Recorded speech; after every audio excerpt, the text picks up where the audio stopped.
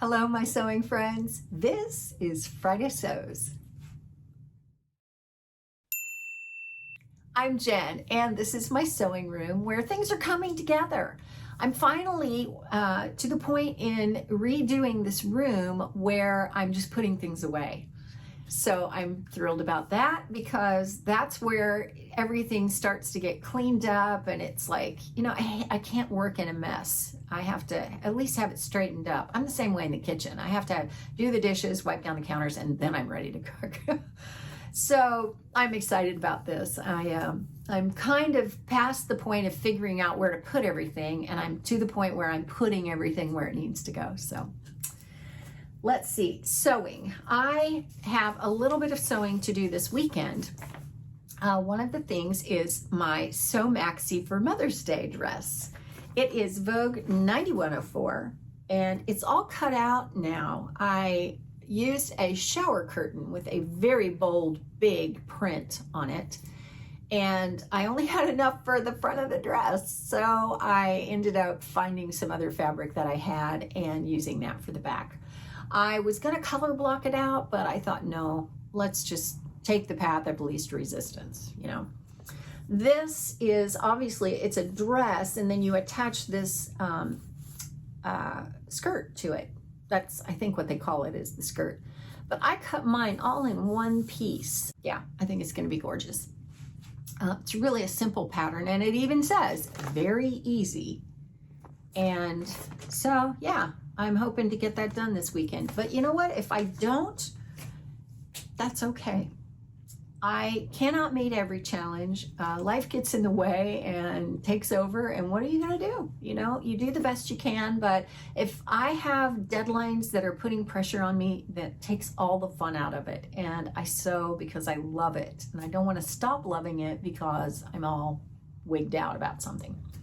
Okay, a couple of other things that I have to do. This I have to get done. This I would love to get done. So when my husband went up to see our daughter Jenna in Charlotte, North Carolina, and I sent this with him. This is a circle skirt made from a tablecloth, a round tablecloth. She sent it back with Dad and said, can you cut it up the side and put side seam pockets in it?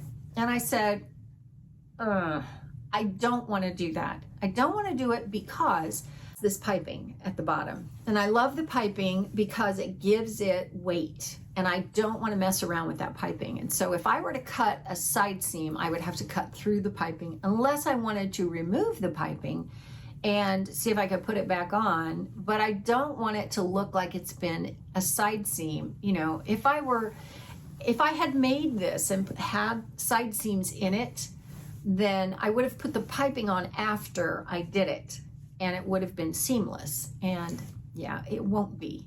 And I mean, I probably could fiddle around with it enough to make it that way, but you know what? I don't want to. So I'm just gonna put patch pockets on it.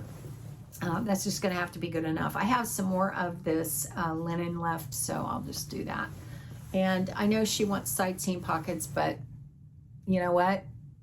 She can do it herself. Speaking of that, I was talking to her, and she said she wanted to do some sewing. She said, are you gonna bring your machine? I said, no, honey, I'm flying Allegiant. I don't think that they're gonna let me take a sewing machine on the plane. And I wouldn't want to anyway. But if you can get a hold of a sewing machine, sure, we can sit down. And she goes, I wanna make a tennis bag like the ones you made us when we were in high school.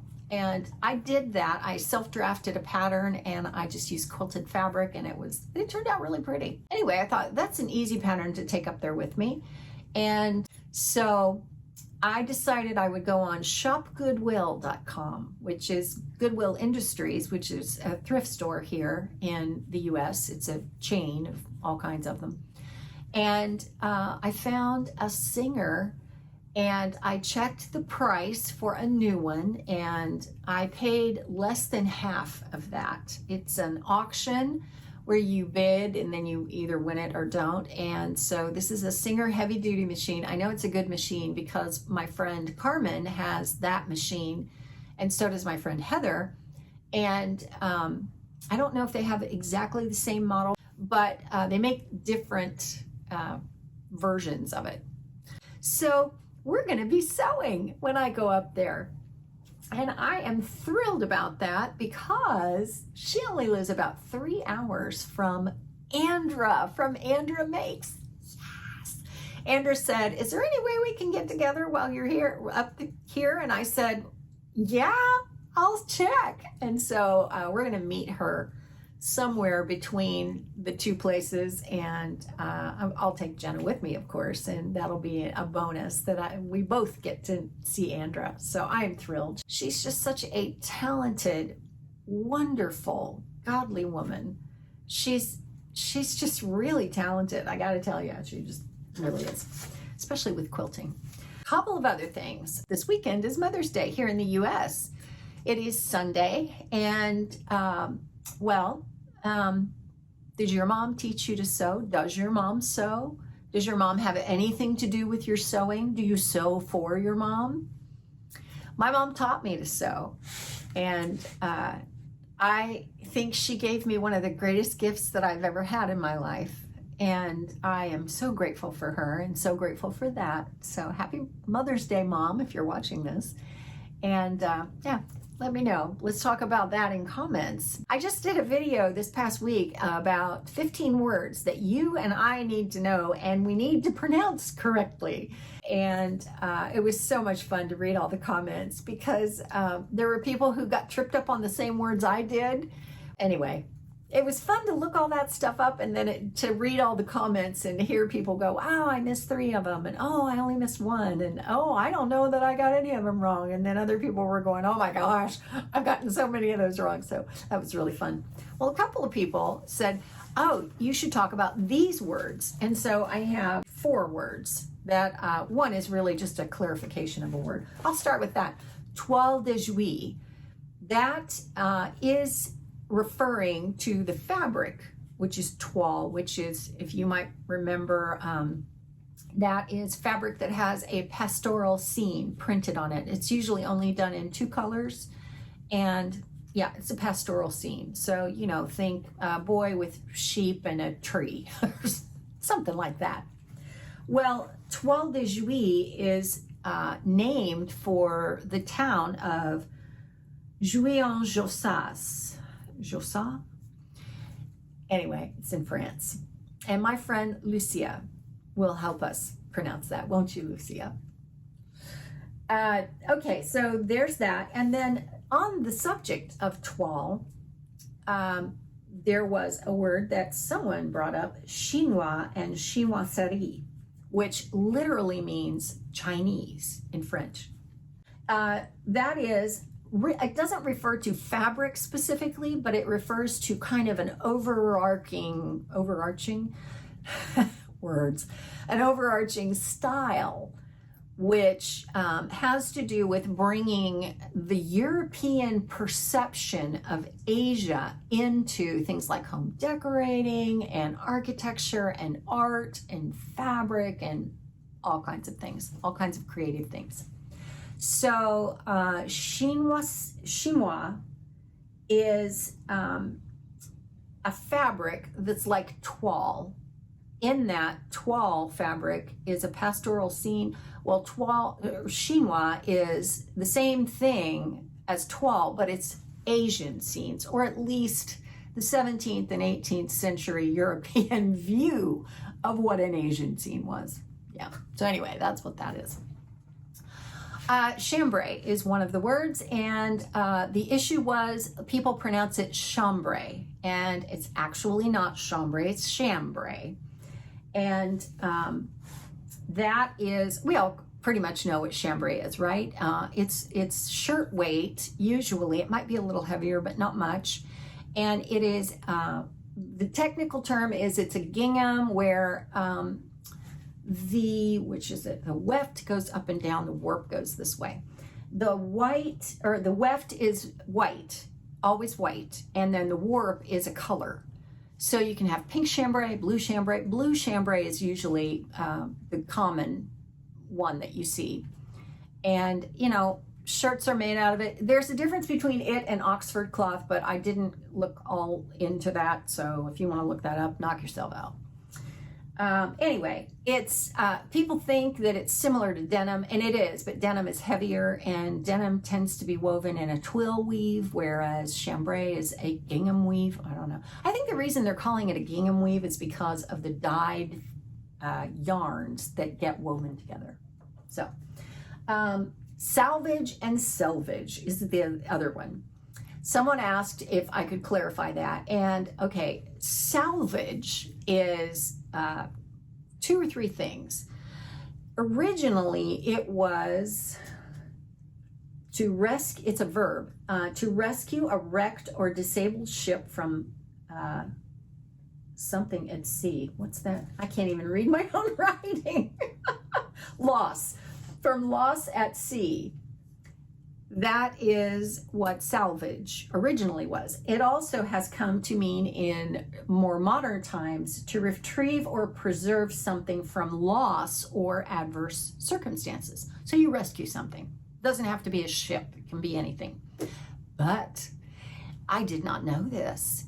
If you are Filipino, you may well know this, but in the Philippines, salvage with the A means to apprehend and execute a suspected criminal without trial. I had no idea. Well, people call the thing in sewing that. We have a tendency to confuse salvage with selvage. One is written with an A, the other is with an E, and the American spelling and British spellings of selvage are different, but very similar. Selvage is a corruption of the two words self-edge, and it is the bound edge of your fabric on the long edges. That's the selvage. There's also a selvage denim that is, let's see, what did I write? A type of denim that is higher quality, harder to produce, and sold unwashed. And you can make selvage denim jeans from this fabric. So yeah, that's the basics of it. One thing I noted that was interesting was on a knit fabric where you don't have a warp and a weft. Yes, I think that's right. The warp goes horizontal, the weft goes vertical. You don't have that in knit fabrics. You have knitted fabrics, knitted yarns. And the selvage edges are done in such a way where it's not cast on and it's not bound off. So I don't know how they do it, but they finish those edges somehow. Let's see, did I write down? It says structurally bound but unfinished edges. So yeah, that's your selvage. And again, not to be confused with salvage. Unless you want to salvage your selvages and use them in your sewing. Yeah. Can we get more confused? I hope not. That's enough about that. Briefly, life around here has been so much fun in the mornings because we hung up a bird feeder. Actually, we hung up two and a hummingbird feeder, although we haven't seen any hummingbirds just yet. Actually, the hummingbird feeder wasn't up until I took down the bird feeder and the bird bath. I don't like the idea of a bird bath because standing water around here are just breeding grounds for mosquitoes, and no thanks, but no. If we could do some kind of a fountain, that might be fun. I don't know. I gotta check with my friend Trish about that because she built a fountain. It was so pretty.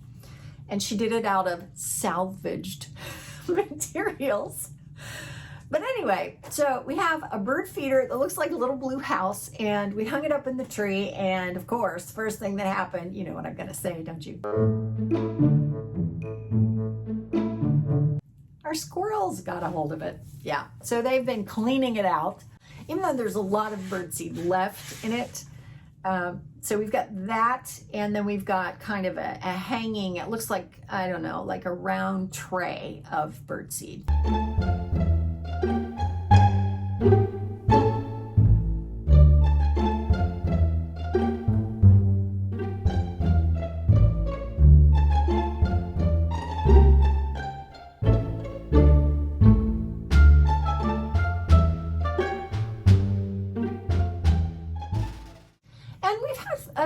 couple, 3, 4, I don't know, random birds who come in. We have a lot of birds out there, so I'm hoping that they'll all discover that the birdseed is out there, although a couple of what I've seen are blue jays, and those things are so territorial, and they're just such bullies. They're the bullies of the bird world. They're really pretty, but they're bullies. So anyway, I've been trying to squirrel-proof the birdhouse and trying to engineer ways to do it.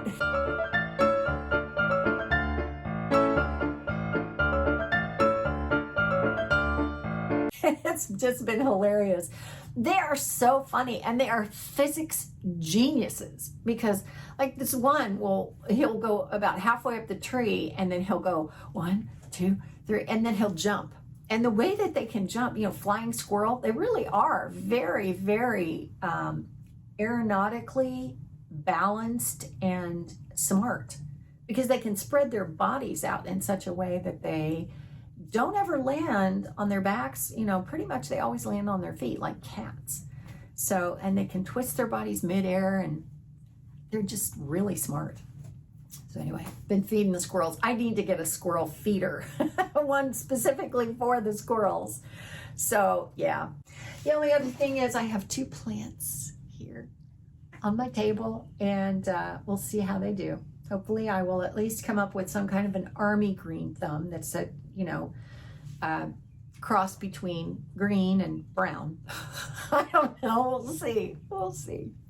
I think that'll do it for Friday SEWS this week. I will talk to you in comments. Thanks as always for joining me, and have a great weekend, and I'll see you next time. Thanks for watching, and don't forget who loves you the most.